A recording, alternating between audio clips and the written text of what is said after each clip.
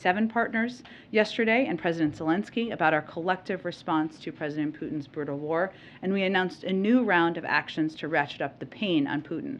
This includes banning U.S. services that help Russian elites and companies build wealth and evade sanctions, additional restrictions on a broad range of inputs and products like bulldozers and industrial engines that Putin needs for his military, and sanctions on big executives at Russia's largest banks and Russian military officials.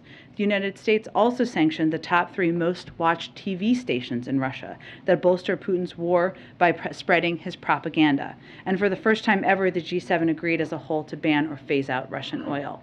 We will keep building on our unprecedented sanctions that are enacting a heavy toll on Russia's economy, with GDP expected to collapse by double digits. Our export controls with more than 30 other countries have throttled Russia's access to critical technology it needs to maintain its military. With that, why don't you kick it off? Thank you. We have the Prime Minister of Italy who's coming on Tuesday, and there's some pressures on the European bond market. I'm wondering, does the Biden administration believe that the European economy is facing recession solely because of the effects of Putin's war, or are there other factors at work? Well, we've seen the impact of President Putin's invasion of Ukraine here in the United States. We've seen in our own economy how inflation and inflationary data over the last several weeks or even months has been impacted a great deal by energy prices, and a great deal of that is because of President Putin's invasion. I don't have an assessment from here on the European economy other than to say we know, if we look at the past several months, even before the invasion, that the GDP here and our economic growth here was higher than the rest of the world, including Europe, because of the strength of the steps the president took earlier last year. So, they will have a range of topics to discuss, including ongoing efforts to hold President Putin and the Russian leadership to account, to continue to put in place crippling sanctions, to continue to support Ukrainians as they bravely fight this war against the Russians. And they will, of course, also discuss our close cooperation on promoting economic prosperity, increasing Europe's energy security, and combating climate change, all topics that we expect to be part of the preparations and on the agenda for the G7. Maybe one more on another topic.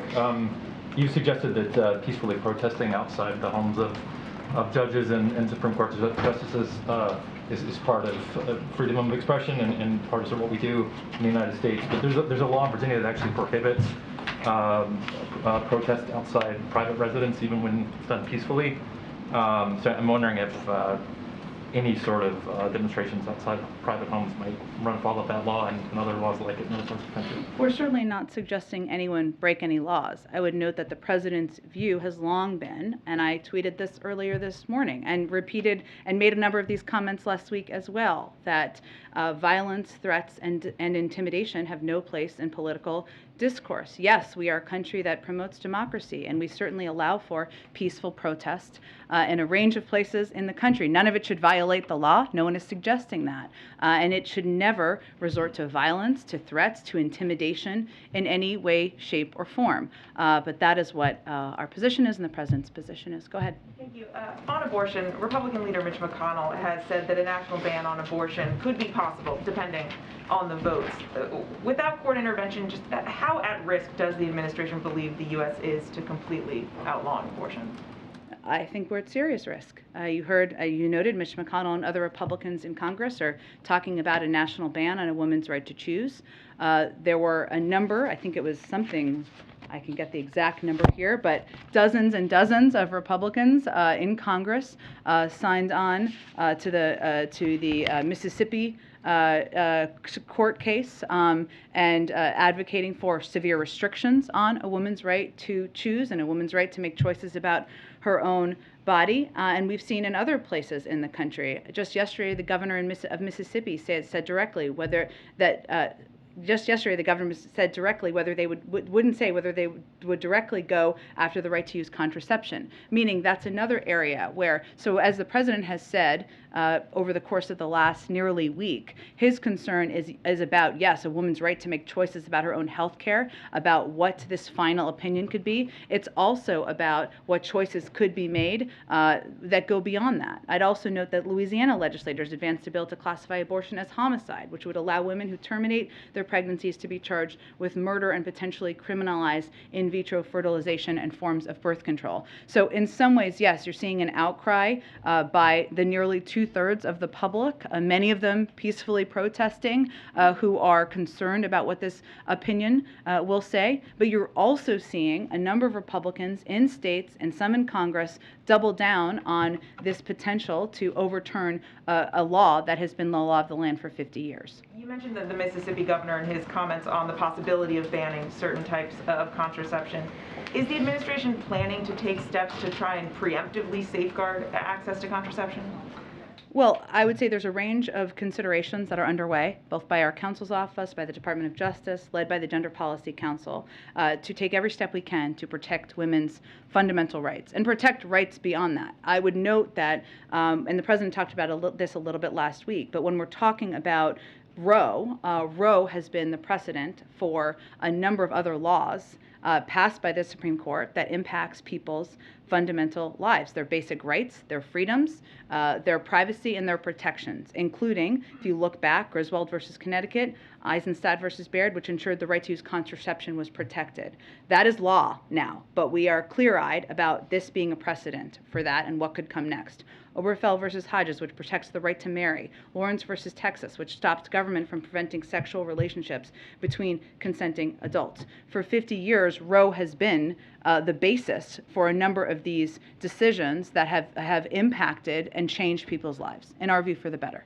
You mentioned again, I mean, obviously you're discussing next steps here. You've said before that you're not going to detail what's sort of on the table, especially until the final ruling comes down. But why not? I mean, especially when states have trigger laws, sort of why not communicate at least what the options are to try and get ahead of some of this, give women some assurances, as we see, obviously growing concern across the country? Sure, Mary. Well, what I've talked about a little bit in here in the past, which people can look to as a model for what we're trying to do, is what we've done in response to SB 8 in Texas, right? We created the Dire Need Grant Awards to provide funding to expand access to emergency contraception and family planning services.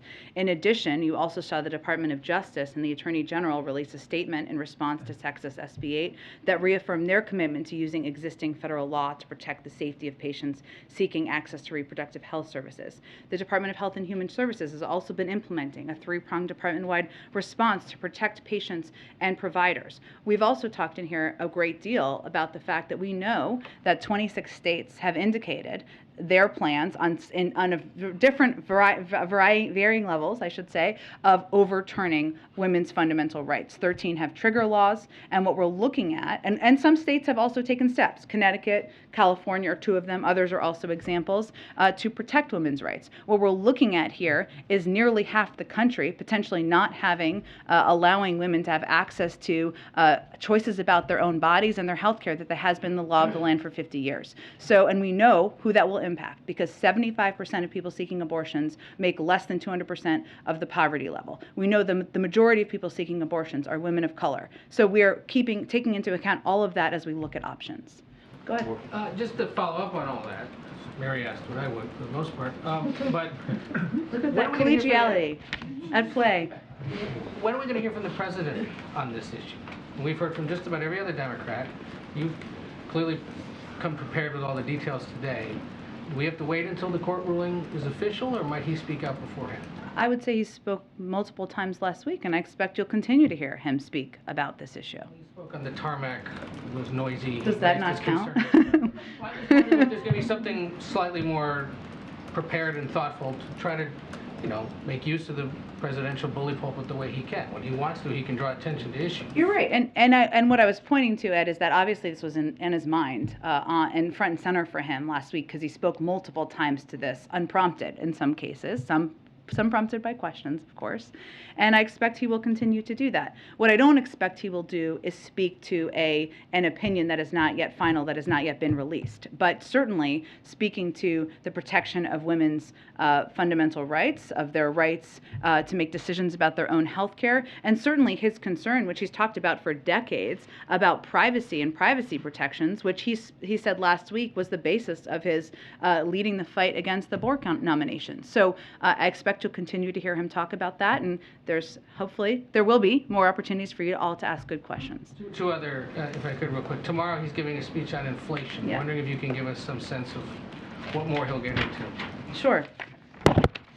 Well, I would note that as we announced and previewed a little bit, the president will be speaking to his plan, his continued plan to continue the fight to address inflation in the coming months. There's a lot of work that has been done to date on this front, whether it was the steps he's taken to address energy crisis, the release from the Strategic Petroleum Reserve, additional steps he's taken on that front, or whether it was steps he's taken even in recent weeks to fix the family glitch, to help more people have access to health care, or steps he announced in the last couple of weeks to make E15 available to thousands of people at gas stations across the country. But what you will also hear him talk about tomorrow is the contrast that his plan and the plans he has been implementing for months now draws with those on the other side of the aisle who have not put forward any plan to lower costs for the American people. So it will be his opportunity to lay that all out together. And there is growing concern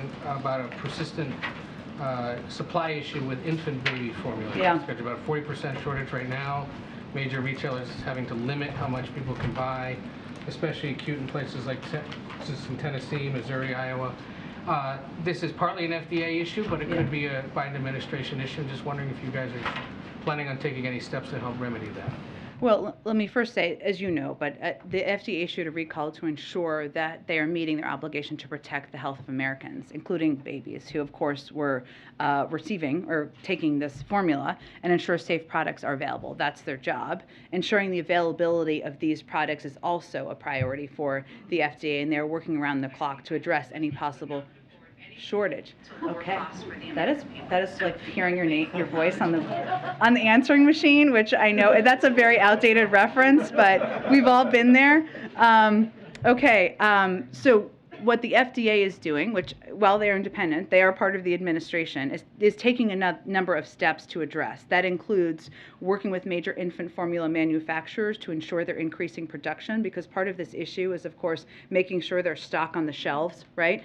And working with the industry right now to optimize their supply lines, product sizes to increase capacity, and prioritizing product lines that are of greatest needs. Because obviously, as someone who my child has long been out of formula, fortunately, but it's close enough that I remember when you're trying to go to the store and get the specific kind of formula for your age child or whatever their needs are. So they are taking steps with that in mind. They're also exercising flexibility and expediting review of notifications of manufacturing changes that will help increase supply, particularly in the case of specialized formula. So that applies to that as well for medical needs. And they're also trying to streamline import entry review processes for already notified infant formula products coming from notified foreign facilities. So what they're trying to do, in the shorthand of it, is increase supply by working with a range of manufacturers and what their capacity is to ensure that the kinds of formula that was recalled is where they're able to help ensure it's on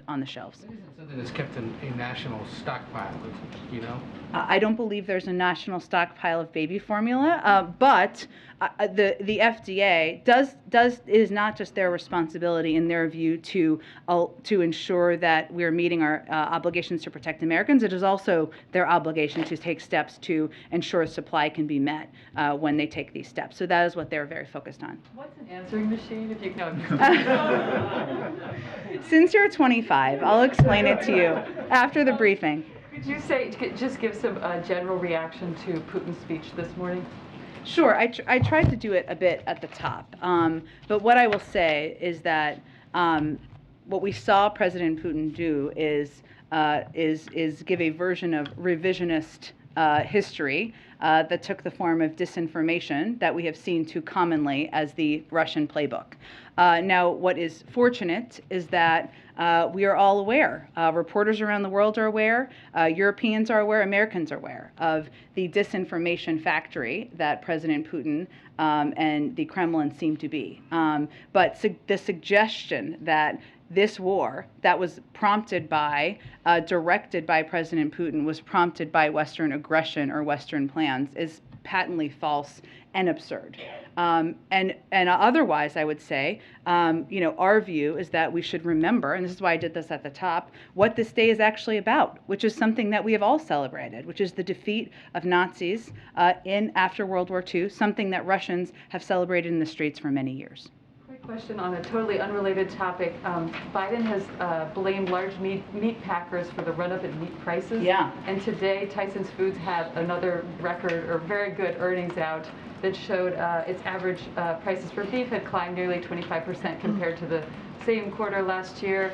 I wondered if you all have any reaction to that. Is this the sort of price gouging that the administration is seeking to stop?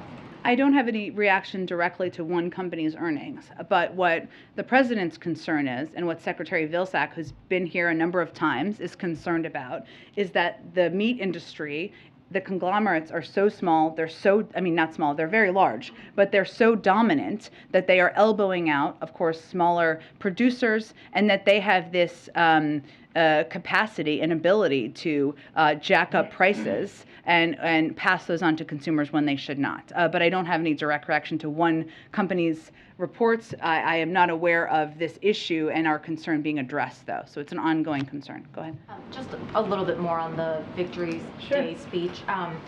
Given that he didn't really point to specific victories and he also didn't signal, some kind of upcoming massive escalation or some pathway to ending the war, I'm just wondering if there were any takeaways for U.S. officials specifically related to the trajectory of the war from that speech? I would say what we're watching closely is what we're seeing on the ground. And what we're seeing on the ground is the right now, a great deal of the war, as you all know, and my colleagues at the Department of Defense have briefed on this, even as recently as this morning, has obviously moved more to the east, and that terrain is very different. The Donbass is a lot more flat. It's little small villages. It's very different from what we were seeing in Kyiv. That is a terrain that the Ukrainians know well. And what we look at as we look to the totality of the country, and if we go back to mid-February when President Putin was giving speeches basically declaring he was going to subsume Ukraine, take over the country, the territorial integrity of the country, and go beyond that, is exactly not what's happening today. President Putin and the Russians are not marching through Kyiv. They are struggling to fight in other parts of the country, and the Ukrainians are bravely and courageously fighting every day. So we look at what's happening on the ground, though it is important to note and to call out the revisionist history that we saw in this speech, and the fact that any such statements that we've seen for months from President Putin, that the war was prompted by the West, is just patently false and inaccurate, and we can't state that too often. And on the First Lady's trip to Ukraine, is there anything more you can share? You talked a little bit about why she wanted to choose Mother's Day to travel into Ukraine. In terms of sort of the security concerns, which you've talked about a lot, how were you all able to get to a point where you could feel confident, the president could feel confident that she would be totally safe? I'm not going to get into behind-the-scenes security concerns or considerations. Obviously, she would not have gone if we did not feel comfortable with the security arrangements. I will note that she went there, as you said, because she wanted to go on Mother's Day because she thought it was important to show the Ukrainian people that the war has to stop, that the war has been brutal, and that the people of the United States stand with the people of Ukraine. That's why she went yesterday, and to show that the hearts of the American people are with the mothers of Ukraine. She also, of course, she's been back now, and she's had an opportunity to speak with the president, and has conveyed, she said this publicly, directly to him, what she saw on the ground, the need to support the people of Ukraine. She saw the horrors and the brutality that the people she met had experienced, and that was something she conveyed directly to him. But in terms of security, obviously we have a range of security considerations we make, and I'm not going to get into those from here, though. just have a quick COVID question. Sure. The warning about the 100 million potential COVID infections by the fall and winter if new COVID funding isn't approved. Yeah. Dr. Jha has said that this is based on a range of internal and external models. Could the White House point us to which specific models were used to get to that number? There are a range of, as he said, internal and external models. Well within that range is that number. The point he was making is that we know what we need to do. We have put out an entire playbook to address the pandemic, to help a preparedness plan, to ensure Americans are protected and that we stay on the front foot in our fight against COVID. If we do not take action, we also know that we know that the virus is going to continue to evolve. And without us staying vigilant and prepared, like not having access to life-saving vaccines, testing, therapeutics, it has the ability to upend our lives. So he is a doctor himself, as you know, a very experienced one. He talks to a range of experts internally and externally.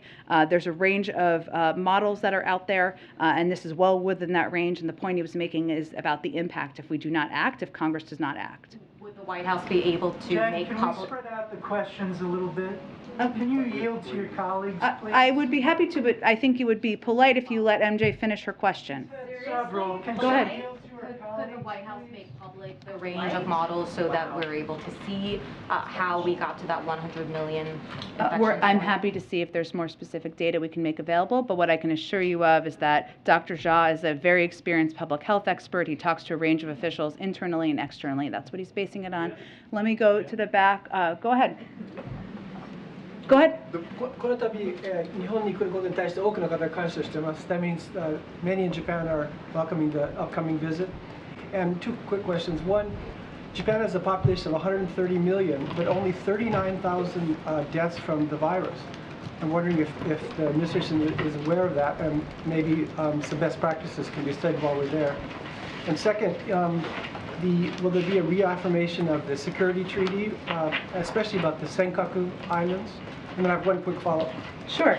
Well, what I can tell you is that we will certainly be doing a formal preview of the Asia trip, probably early next week, I would expect, before the president departs. While he is there, as you know, he's going to be holding bilateral meetings, including with his counterpart from Japan, and certainly discussing the ongoing COVID pandemic and the global fight to address the pandemic will be on the agenda, and we're grateful for Japan's contribution to that. They're also going to discuss a range of security issues, enhanced economic ties, climate change. There are a lot of topics that are on the agenda for this meeting, and of course, in light of North Korea's continued destabilizing actions in the region, including the test launch recently of multiple intercontinental ballistic missiles, the president will also make clear that our commitment to the security of Republic of Korea and our Japanese allies as well, range of topics, and we will have more, I promise. Go ahead.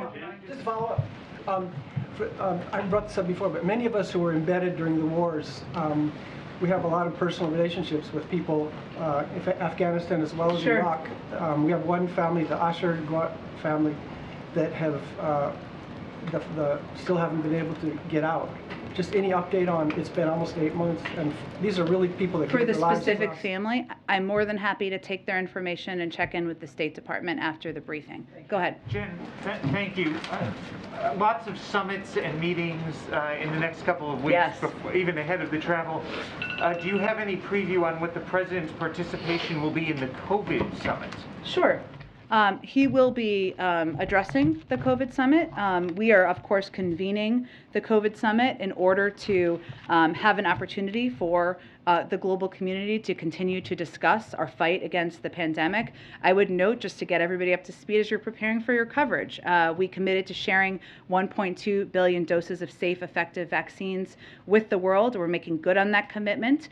We've shipped over 530 million doses of vaccine to 115 countries around the world, over 4 times more than our next closest donor. But what we expect to be a topic, or what part of our agenda is for this meeting, is to talk about the fact that those doses doses are getting harder to place because countries' freezers are simply full, and we have tens of millions of unclaimed doses because countries lack the resources to build out their cold chain, which basically is their refrigeration systems, to fight disinformation and to hire vaccinators. And there are actually some good examples of where we've had funding, where we have worked with countries. So, for example, in Zambia, the U.S. government programs engaging local leaders in vaccine programs help double vaccination rates from 12 to 22%. We know meaningful gains are possible, but part of this is also going to be an opportunity to elevate the fact that we need additional funding to continue to be a part of this effort around the world. Is it going to be a problem if over on Capitol Hill they move ahead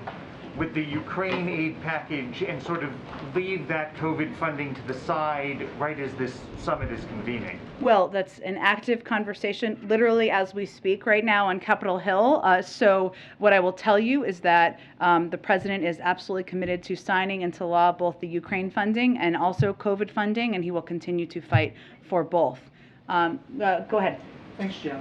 Last week you mentioned that the administration is talking to a wide range of people about how to respond to this upcoming decision on abortion. Yeah.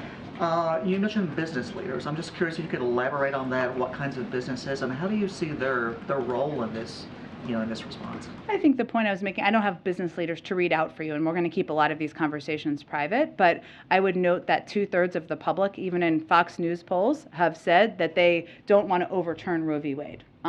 This is a mainstream position for the majority of the public. I'm not saying everyone agrees on it. That's not at all what I'm saying, but it is about 2/3 of the public. So there are a lot of stakeholders, a lot of private sector citizens and leaders who are concerned about what they could see if this opinion if this is a final version or close to a final version of the opinion. And part of our role here is to engage with leaders, whether they're on Capitol Hill or they are women's leaders or they're in advocacy groups, and certainly private sector leaders as well. Go ahead. Thank you. The president and you have talked about the MAGA crowd or the ultra MAGA. How does that jibe with his desire to be the bipartisan guy? Well, the president's view is you can do both. He believes that there is work we can continue to do together. We're actively advocating for. He was out traveling in just last Friday on the Bipartisan Innovation Act. We believe that needs to move forward. It should move forward, and that can build on the nearly 80 bills that we signed into law last year that are bipartisan. But he's also not going to stand by and not call out what he sees as ultra MAGA behavior, ultra MAGA policies that are out of the mainstream of the country and are not in the interest of the American people. Whether that is efforts to prevent a woman from making choices about her own health care, or whether that is Chairman Scott's policy and proposals on that would raise taxes on people making less than $100,000 a year. He's going to continue to call that out, but he believes there is still a path to move forward on where we have agreement. On the First Lady's trip to Ukraine, does that change the calculations at all about the president making a visit to Ukraine, since this presumably worked?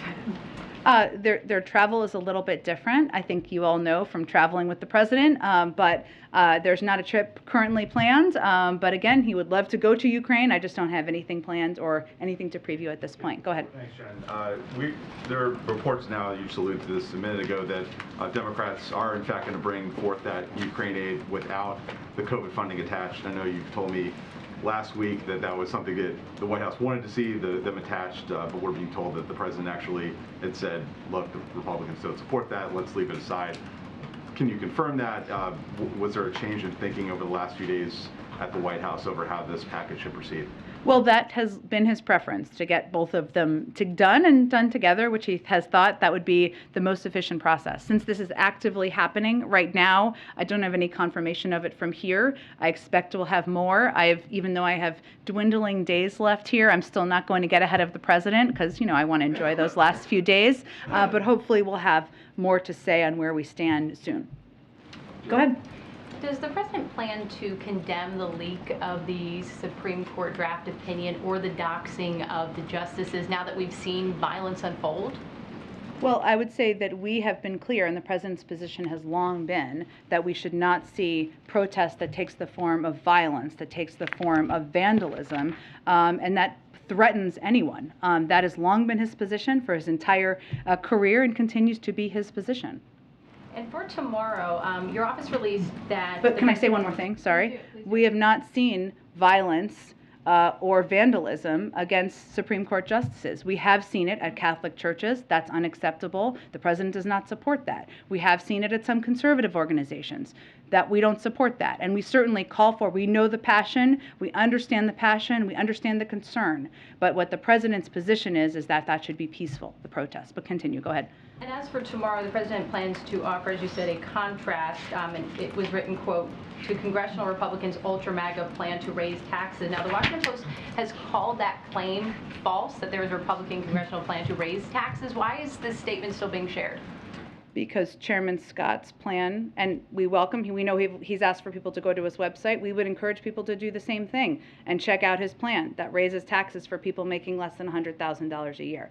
Mitch McConnell and this report, there aren't any other Republicans signing on to this at this point. So is it fair to say that Republicans as a whole are pushing? He's the chairman of the committee. If Republicans want to repudiate his plan, they should go do that. But otherwise, that continues to be what they're running on. So that's their position, not ours. Go ahead. Jen, is the White House satisfied with the legislative strategy on abortion rights, which appears to be to have this vote on Wednesday, which will fail, and then make this a midterm issue? Well, we support Leader Schumer's decision to get people on the record on this, on codifying Roe, and that's something the president would be happy to sign into law. At the same time, we certainly recognize that the votes, we don't have the votes. You can tell me, you cover the Hill closely, you can tell me if I'm wrong. We understand that, but we think it's important and an important issue to get people on the record on. Without getting into politics from here, again, I don't make the rules, I just try to follow them. In the president's statement last week, he noted that in order to take legislative action, we would need more Democratic senators, and we would need more pro-choice House members after the election in November. So we certainly recognize that, and we know that's on the minds of many people across the country. And then if I can follow up on that, one of the votes you don't have is probably Joe Manchin's. I'm curious, when was the last time the president spoke to him about either this issue or his domestic agenda, which Manchin has been signaling he's open to maybe reviving some of these conversations that basically died in December? Well, we are open to this moving forward as well. I will say that just because we don't confirm conversations happening, it doesn't mean they're not happening. But the president has asked us not to get in specific details or confirm the timing or specifics of their conversations, so I'm not going to do that. Is it fair to say they're still actively happening? I can tell you that we are still in touch with Senator Manchin. We certainly are in touch with a range of Democrats about the need and the importance of moving forward. And as it relates to the president's remarks tomorrow, obviously moving forward with a reconciliation package that would lower costs on American people, on elder care, on health care, on child care, would be a step that would help address how inflation is impacting people across this country. So we're having a range of conversations. A lot of Democrats are having a range of conversations with each other. I'm just not going to detail them more from here. Go ahead. Jim, on the sanctions against Russia, what would it take to lift those? If Ukraine agreed to a peace deal, is that enough, or would the U.S. want something more? I'm not going to negotiate from here on that. We do know that an end to this will require a negotiated diplomatic process, and we support that. But our role is to continue to strengthen the Ukrainians' hands, whether it's through military assistance, economic, humanitarian, continuing to keep the world united, and we're just not going to get ahead of the process. And just real quickly, back on the Rick Scott question, Senator McConnell did repudiate that plan. So how can you say it stands for what Republicans? Well, he's the chairman of the committee. I wouldn't say every Republican has repudiated. If that's not at all the plan they're running on, and none of them are for it, then they can speak for themselves.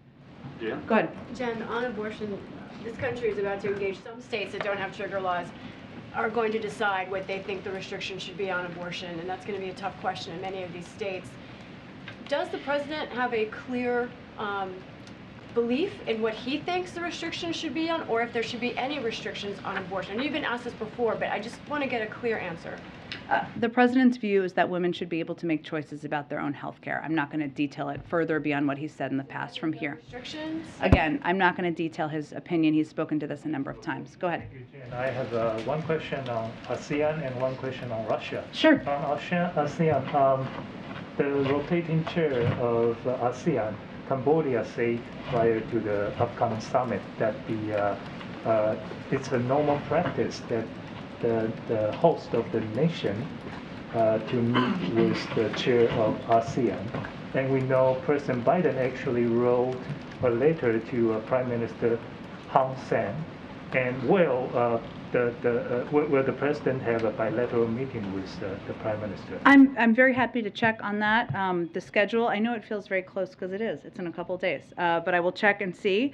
He obviously invited the leaders of ASEAN, from Brunei to Cambodia, Indonesia, Laos, Malaysia, the Philippines, Singapore, Thailand, and Vietnam, as well as the ASEAN Secretary General to Washington to participate in the summit. But in terms of bilateral meetings, I can check and see if there's any on the schedule. Another question on Russia about the intel leaks by the American officials. Thomas Friedman said that he was told that President Biden called the Director of National Intelligence, Director of CIA, and Secretary of Defense to make clear in the strongest and most colorful language that this kind of loose talk is reckless and has got to stop immediately before we end up in an unintended war with Russia. Is that true? And is the president worried about the unintended war with Russia?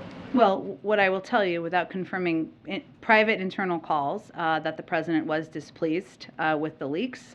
His view was that it was an overstatement of our role, an inaccurate statement, and also an understatement of the Ukrainians' role and their leadership, and he did not felt they were constructive. Go ahead. Did not feel. That was grammatically inaccurate. Okay, go ahead. Thanks, Jen. There seems to be a lot of bipartisan support for listing Russia as a state sponsor of terrorism. Is that something on the Hill I'm talking about? Is that something being discussed in the White House? And if the president's not there, how would he define the line that would have to be crossed to go there? I know we've talked about this quite a bit in the past. I would note that to be named a state sponsor of terror, there's only about 4 countries that have been named state sponsors of terror in the world. There are a number of actions that are often taken if a country is named a state sponsor of terror. A number of those we've already taken, including crippling economic sanctions, sanctions on individuals, other restrictions for the country, and obviously making the country a global pariah is part of that objective. Those are all steps that we have already taken and implemented as it relates to Russia. I don't have anything to preview in terms of a consideration here, and certainly we'll see what happens in Congress. Go ahead. Thanks, Jen. What's the White House reaction to Sinn Féin's gains in the Northern Ireland Assembly over the weekend? Let me check with our national security team, and we'll see if we can get you a comment on that specifically. Go ahead, Jeff. Hey, Jen, you were unequivocal in condemning violence, but as you know, there's also some allies who are protesting outside justices' homes, including Brett Kavanaugh, who, if there's any kind of a compromise conservative ruling that preserves some of Roe, he could be part of that with Roberts. So my question is it appropriate to protest outside people's homes, and is it productive or not productive? Look, I would say in terms of the productive question, that's not for me to speak to. Obviously, these justices make decisions as an independent body. How they are influenced or if they are influenced is not for me to make a determination of. We do believe in peaceful protests. We do not believe in or support any intimidation of any kind. Obviously, the violation or breaking of any law, as somebody raised before, or threats or intimidation of any individual. What we do support is people peacefully protesting, and they do that in a range of places. But you wouldn't wave anybody off for tactical reasons. We're not here to give tactical advice to protesters. What we are here to call for is peaceful protest, for people not to resort to violence, to vandalism, or certainly intimidation of any kind. Go ahead. Yeah, as we look ahead to tomorrow's inflation speech, let me ask you to look back at some of the warnings that were issued last year by Summers and Ratner and so on. In retrospect, were they right that some of the government policies were going to lead to inflation? I wouldn't say we agreed with them then, and we don't agree with them now. I would note that as it relates to actions like the American Rescue Plan, the alternative to not putting in place and advocating for the American Rescue Plan would have been the economy continuing to spiral, right? We were providing assistance and relief in the form of checks to people who needed that assistance at the time. That package also helped fund and prepare for a fight against COVID. It helped keep schools open. 100% of schools are open today, in large part because of the American Rescue Plan. It helps states and localities support and keep police, keep local authorities, keep local governments open at a time where that was in question. So we know, if we look at the recent inflation data, depending on which data you look at, 2/3 to even 70% of inflation data is a result of energy prices. A large part of that is the result, and Chairman Powell has spoken to this, and Secretary Yellen has also spoken to this, as a result of President Putin's invasion of Ukraine and the impact on the global energy markets. Those are all steps and impacts that I don't think anyone could have predicted a year ago. Go ahead. So, thanks, Jen. So on that, the economy is signaling some weakness going forward. What's the level of concern? First of all, is the president watching the markets and the data coming in, and what's his level of concern there's a recession in the next 12 months? Well, without, as you know, we don't really speak to or comment on the judgments, ups and downs of the stock market, or the daily movement of the stock market, I should say. While it's volatile, we've seen that, and we certainly monitor it from here. I would note that since President Biden took office, the market is up considerably.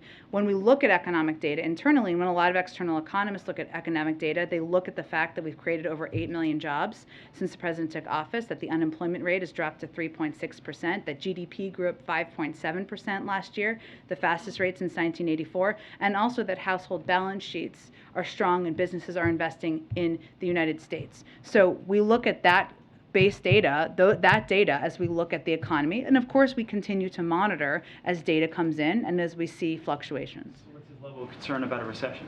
Again, we monitor it. We are continuing to. We're not predicting that at this point in time. One more thing on new sanctions that was just announced on Russia. Yeah. But China last week cut tariffs on coal from Russia coming in to 0. The Chinese have also had a record imports last month from Russia to China. 57% was the increase. At what point is China breaking the sanctions? And then when is the president going to stand up and say, hey, and call out China to stop this behavior in supporting Russia?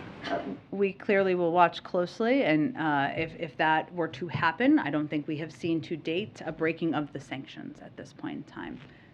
Go ahead. Thanks, Jen. Thanks.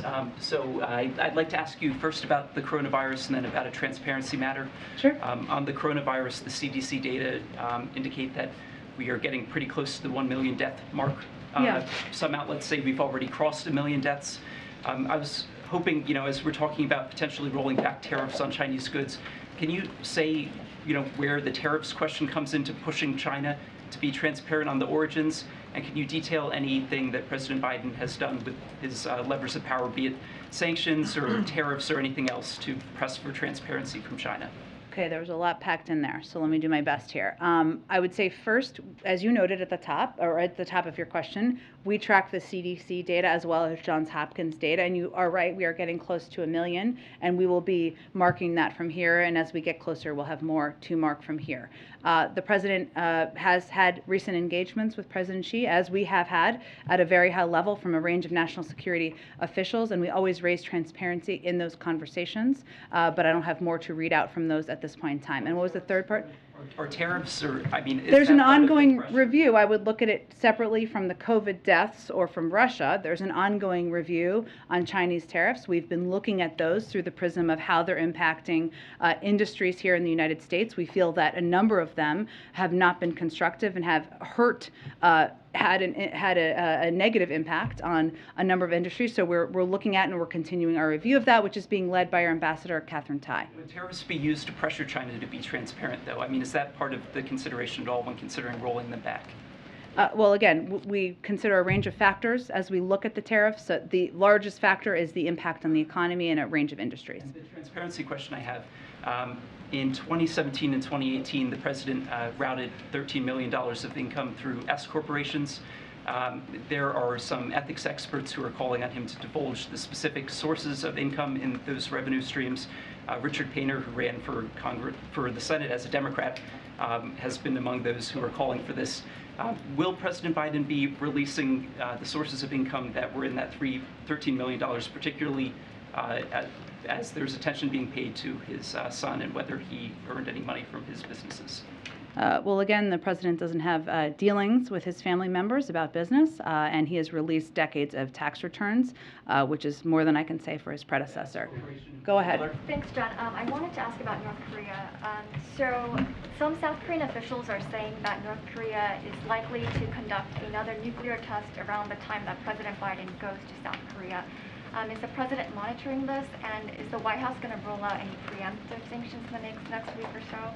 Well, I will say we are certainly monitoring, and I would note that when the president goes to South Korea and Japan, North Korea, especially given their recent tasks, will be front and center in the agenda and discussing security in the region with them. I don't have anything to predict or preview in terms of any preemptive sanctions or actions. Just ask, the new South Korean president is coming in tomorrow, and he's expected to take a much more hawkish stance on China and North Korea compared to his predecessor, who wanted to really work closely with North Korea. So does the White House welcome this kind of new hawkish stance against the two countries? The president looks forward to having a conversation with him about security in the region and, of course, denuclearization of the peninsula. Go ahead. Thank you so much. Just a Last few one. Go ahead. follow-up Yeah. questions. About the Cambodian Prime Minister. Sure. He's been in power since 1985, which is the last time answering machines were a thing. Yeah. More recently than that, I would say, but He's been accused of corruption, yes, of violence, of repression. This is the first time he's come to the White House. How does the White House respond to criticism that by allowing him in here and meeting with him, you're legitimizing that? I would say that the president has never held back in raising concerns about human rights when he has conversations with leaders where that's relevant. And this is an ASEAN meeting where all of the ASEAN member nations are included and invited. It's not isolating. It's not doing a state visit or anything along those lines. It's an opportunity to discuss with leaders in the region a range of topics that we work together on, whether it's COVID or economic growth or security in the region, and that's exactly what will be the focus, but he has never held back in raising concerns where he has them, including with countries where we have a range of work we do together. Thanks, everyone. We'll see you tomorrow.